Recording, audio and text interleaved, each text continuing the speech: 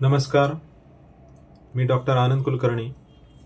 आज आपण आयुर्वेदानुसार रक्त कमी होण्याची किंवा रक्ताल्पता शरीरामध्ये निर्माण होण्याची किंवा हिमोग्लोबिन शरीरामध्ये कमी होण्याची कारणांची काही लिस्ट बघूया आपण. त्याच्यामध्ये सगळ्यात महत्त्वाचं कारण आहे की आपल्या शरीरामध्ये उष्णता, रक्तदुष्टी निर्माण होऊन रक्त कमी होण्याची कारणं असतात, ज्याच्यामध्ये क्षार जास्ती प्रमाणात खाणे.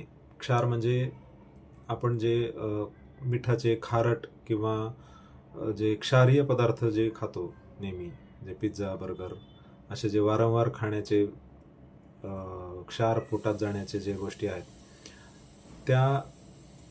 त्यांच्यामुळे शरीरातील उष्णता किंवा शरीरातील पित्त वाढून आपल्या शरीरातील रक्त कमी होण्याचं महत्त्वाचं कारण ठरतं. त्यानंतर आंबट पदार्थांचं अतिसेवन. आजकाल आपण बघतो की टोमॅटो किंवा चिंच किंवा असे जे आंबट पदार्थ खाण्याचं प्रमाण लोकांचं नेहमीचं किंवा वाढलेलं आहे. त्याच्यानंतर खारट किंवा मिठाचं प्रमाण जर आपल्या शरीरामध्ये जास्ती गेलं तरी आपली शरीरातील रक्त कमी होण्याची कारणं ठरू शकतात. त्यानंतर अतिउष्ण गरम गरम चहा पिणं किंवा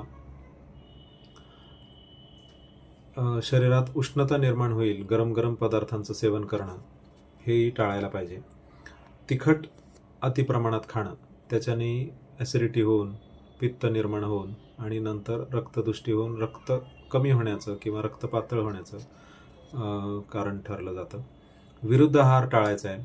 विरुद्ध म्हणजे एकमेकांच्या गुणांच्या विरुद्ध थंड गरम एकत्र खाणं किंवा दूध आणि वेगवेगळे पदार्थ, आंबट पदार्थ एकत्र खाणं, ह्याच्यामुळे ते पदार्थ खराब होतात आणि विरुद्ध गुणाच्या गोष्टींनी रक्ताची दुष्टी व्हायला सुरुवात होते. ज्या गोष्टी आपल्याला सात्म्य नाही आहेत, सात्म्य म्हणजे आपल्याला सूट नाही आहेत, त्या गोष्टी मुद्दामून खाणं किंवा त्याचा शरीराला त्रास झाल्यानंतर त्याच्यामुळेही रक्तदुष्टी होऊन रक्ताल्पता किंवा रक्त कमी होण्याची कारण ठरू शकतं. पावटा अतिप्रमाणात खाणं किंवा उडीद अतिप्रमाणात नेहमी अतिसेवन करणं हेही टाळायला पाहिजे. तिळाचं आजकाल जास्ती सेवन केलं जातं. प्रत्येक बर्गरवरती किंवा पावावरती किंवा इतर काही पदार्थांमध्ये तिळाचं किंवा तिळाच्या पेंडेचं प्रमाण पोटामध्ये जास्ती जाणं याच्यामुळेही रक्त कमी होतं. तेल हे अतिप्रमाणात खाऊ नये किंवा तेलाचं प्रमाणही जर जास्ती प्रमाणात पोटात गेलं तरी पण उष्णता निर्माण होऊन आपल्या रक्ताचं कमी होण्याचं कारण ठरू शकतं.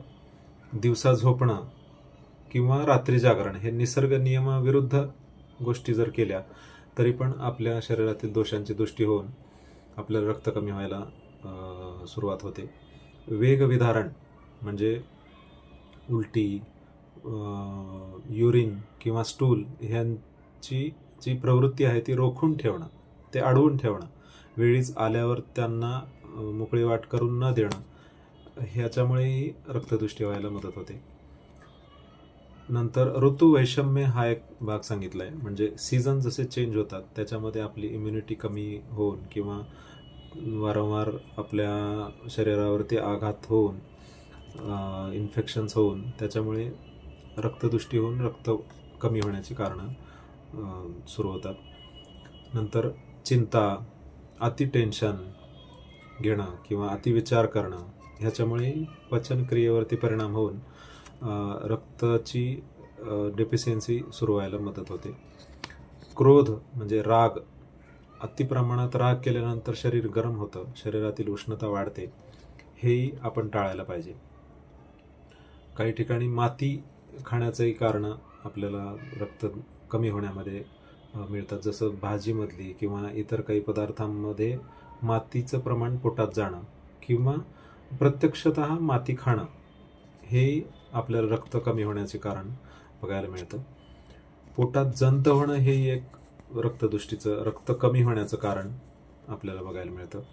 कुठून तरी शरीरातून रक्तस्राव होत राहणं, आपल्या नकळत काही वेळा नाकातून किंवा गुदमार्गातून, पाईल्सच्या मार्गावाटे किंवा पोटात जंत होऊन त्या ठिकाणावरून किंवा पोटामध्ये कुठेतरी हलका रक्तस्राव होत असतो, जो आपल्याला काही कारणाने लक्षात येत नाही, पण ते रक्त थोडं का होईना कारणाने जात राहतं. स्त्रियांना पिरियड्समधून जास्ती प्रमाणात जाणं, अशा प्रकाराने जर रक्तस्राव होत राहिला तर रक्ताचं प्रमाण आपल्या शरीरातलं कमी होतं.